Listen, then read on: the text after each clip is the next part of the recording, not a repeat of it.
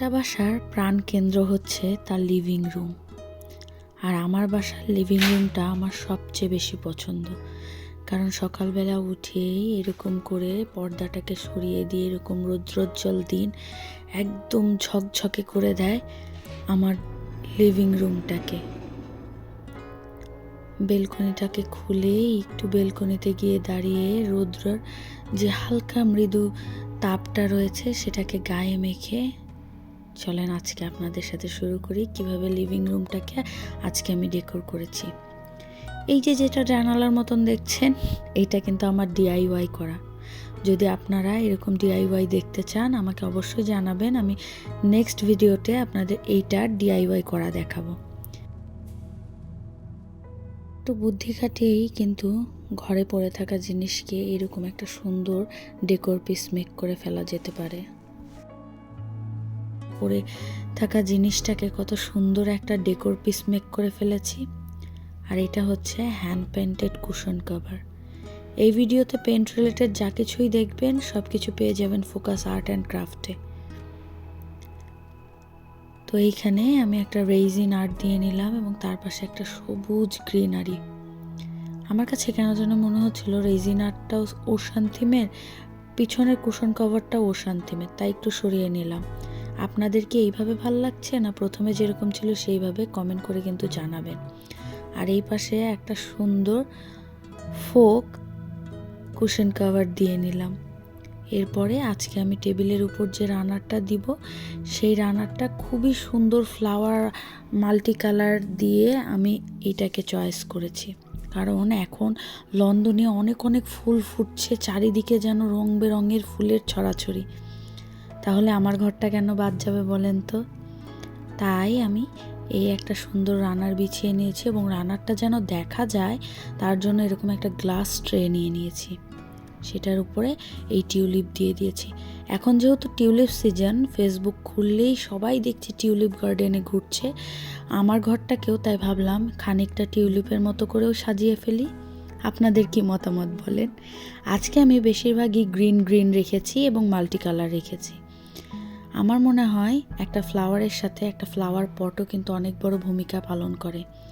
যে কোনো ফ্লাওয়ার পটে কিন্তু যে কোনো ধরনের ফ্লাওয়ার ভালো লাগবে না, তাই ফুলের সাথে ফ্লাওয়ার পটটাকেও কিন্তু সুন্দর করে যাতে ম্যাচ হয় সেদিকে কিন্তু খেয়াল রাখতে হবে।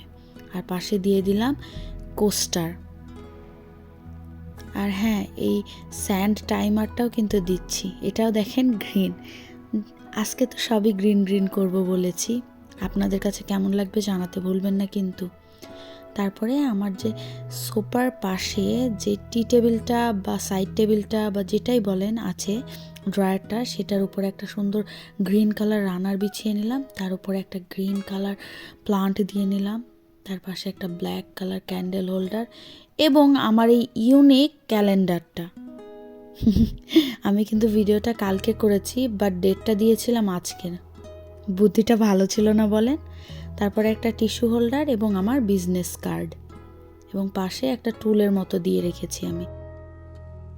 সোফায় কেউ বসতে না চায় তাহলে চাইলে টুলে বসতে পারে। আসেন এবার টিভি ক্যাবিনেটটার উপরেও ক্লিন করে নেওয়া যাক। ক্লিন করে এটাতেও আমি সুন্দর একটা গ্রিন কালারেরই আর একটা শেড এখানে রানার আমি বিছিয়ে নিয়েছি এবং তার উপরে উডেন যে ট্রেগুলো থাকে সেটাকে বিছিয়ে নিয়েছি এবং তার উপরে আমার অ্যান্টিক যে ক্লকটা রয়েছে সেইটা। এই ক্লকটা না রিসেন্টলি আমি ব্যোমকেশের যে সিরিজগুলো চলছে না তার মধ্যে দেখেছি হইচই, আমার কাছে দেখতে খুবই ভালো লেগেছে কিন্তু। তারপরে আমি একটার পর একটা আমার টিভি ক্যাবিনেটের উপর ডেকোরগুলো সাজিয়ে নিচ্ছি। এখানে একটা সুন্দর জিরাফ দিয়েছি, সে তার বাচ্চাকে অনেক ভালোবাসছে, ঠিক আমি যেমন আমার বাচ্চাটাকে ভালোবাসি। একটা মানি প্লান্টও দিয়েছি এবং পাশে পেন্টেড লাইটিং বটল এবং একটা সিরামিক ব্যাংক, পাশে সতেজ তাজা তাজা রেড রোজ এবং আমার সেলফি স্টিকটাও রেখেছি, কেন যেন এটা এখানে রাখতে আমার বরাবরই ভালো লাগে।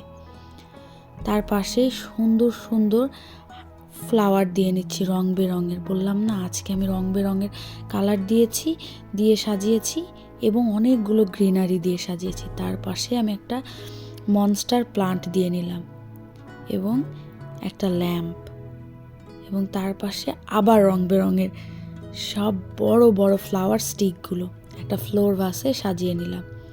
আসলে ঘর সাজানোটা খুবই পার্সোনাল একটা ব্যক্তিগত ব্যাপার। আমার কাছে কেন যেন এখন অনেক রং বেরং করে ঘর সাজাতে ভালো লাগছে, তাই আমি এইভাবে সাজিয়েছি। আমার মনে হয় ঘর সাজানোতে নিজের পছন্দের প্রাধান্যতা দেওয়াই সবচেয়ে গুরুত্বপূর্ণ, কারণ ঘরটাতে তো আলটিমেটলি আপনিই থাকবেন। তারপরে উপর দিকে একটা হ্যাঙ্গিং ফ্লাওয়ার দিয়ে নিলাম।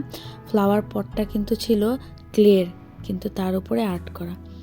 তার পাশে একটা ফ্লোর সিটিং কুশন দিয়ে নিয়েছি এবং টিভি ক্যাবিনেটের নিচে একটা সুন্দর ফ্লাওয়ার দিয়ে নিয়েছি, বাট এটা কিন্তু আমার টিস্যু বক্সের মধ্যে। টিস্যু বক্সকে কিভাবে ফ্লাওয়ার পট মেক করতে পারবেন এটা টিউটোরিয়াল চাইলেও আমাকে অবশ্যই জানাবেন। আমি দেখিয়ে দিব কিন্তু আপনাদেরকে কিভাবে একটা টিস্যু বক্সে আপনারা ফ্লাওয়ার প্লান্টে কনভার্ট করতে পারেন। এই ছিল আজকের আমার সুন্দর করে লিভিং রুমটাকে ডেকোর করা। কত রং বেরঙের করে আমি লিভিং রুমটাকে সাজালাম বলেন তো।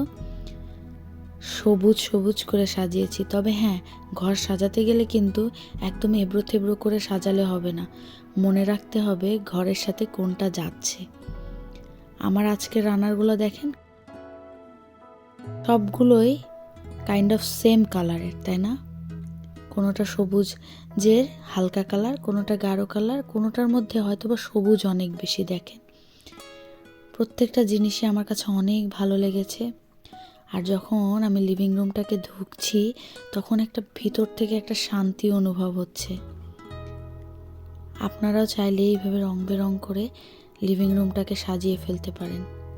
যেহেতু লিভিং রুমে আমার অনেক থাকা হয়, তাই চেষ্টা করি নিজের লিভিং রুমটা বা অবসর সময় যেখানে কাটাই সেই জায়গাটা যেন অনেক সুন্দর হয়ে থাকে।